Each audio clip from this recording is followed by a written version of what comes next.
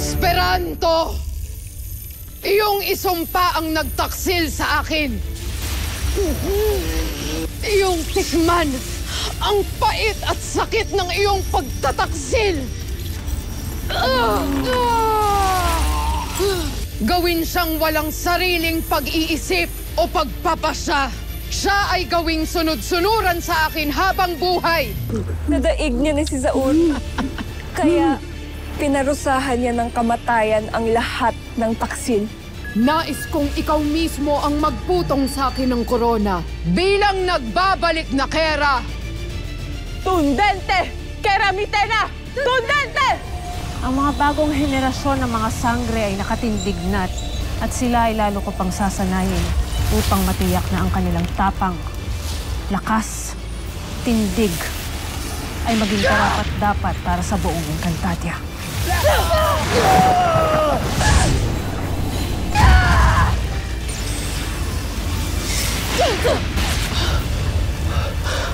Ang inyong nagkakaisang malinis na hangarin, ang lakas na makadadaig sa ating mga kaaway. Ngunit huwag niyo rin kalimutan na ang bawat isa sa inyo ay may natatanging kapangyarihan. Ang sarili niyong lakas bilang mga mandirigmang sangre at tagapangalaga ng bawat brilyante.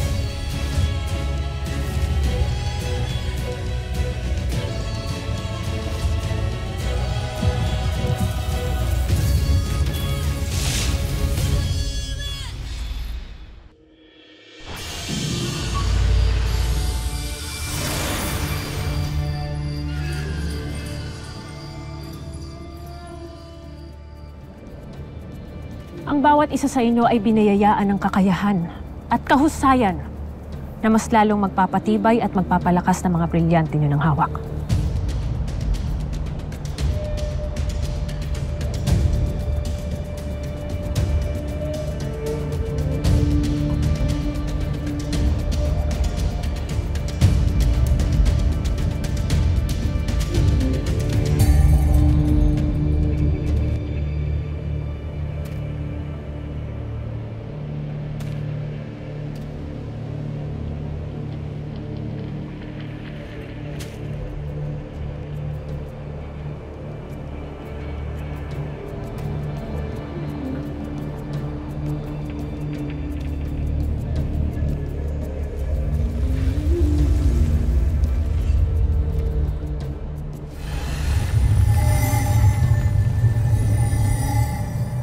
Ang brilyante ng lupa ay hindi lamang mapagkalinga, Terra, o nagpapagaling ng anumang karamdaman.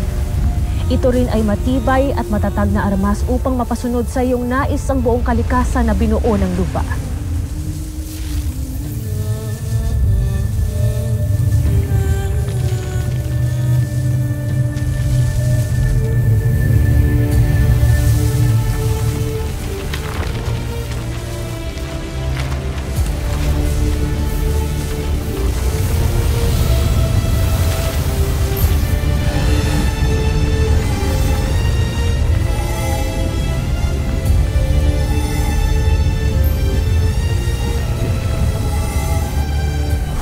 Ang hangin ay higit pa sa bilis at pagbibigay ng hininga, Dea.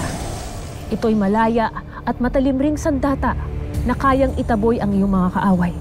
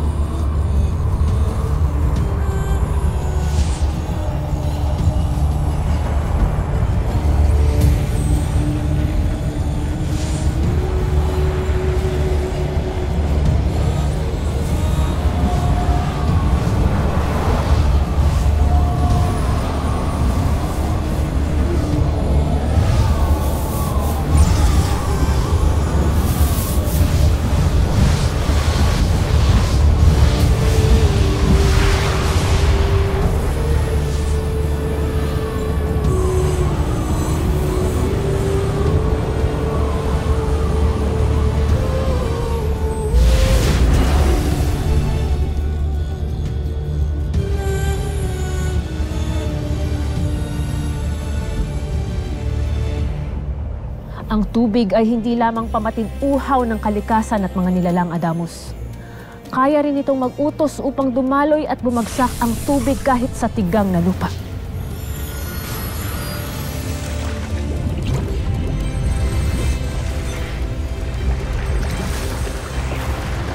Isang matapat na kapanalig ang tubig na maaari mong tawagin upang wasakin rin ang iyong mga kaaway.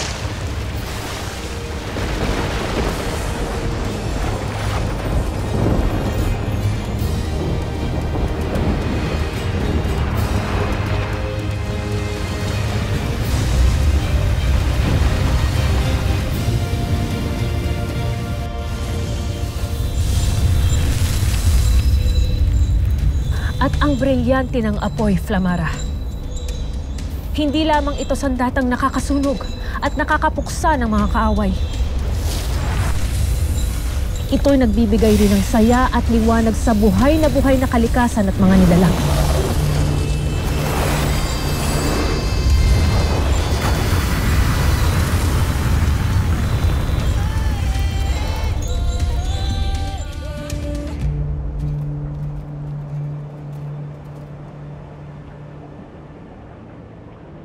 Ang mga brilyante ay ang pinakamahuhusay na panday ng mga sandata.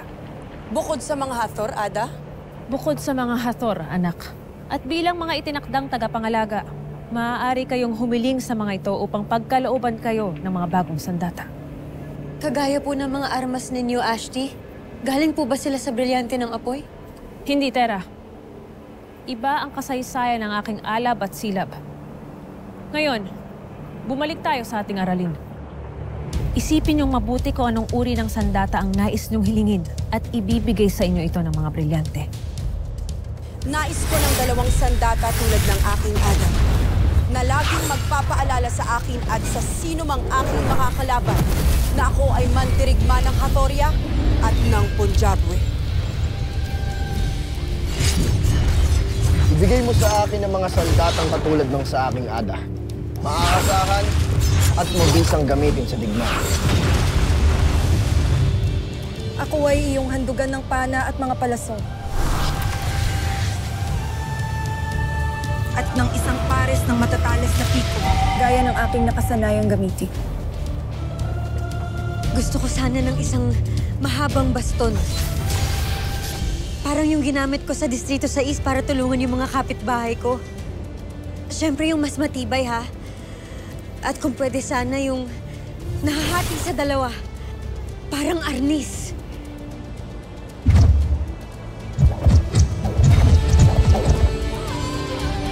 Iyan ang mga sandatang gagamitin nyo upang labanan ng patas ang mga kalabang walang kapangyarihan.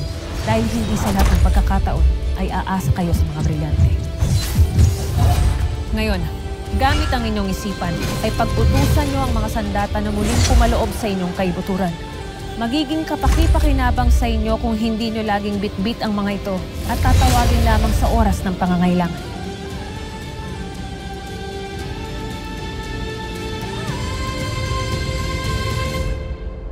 Ngayon ay nasa kamay nyo na ang kapangyarihang magpasunod ng inyong nasasakupang elemento.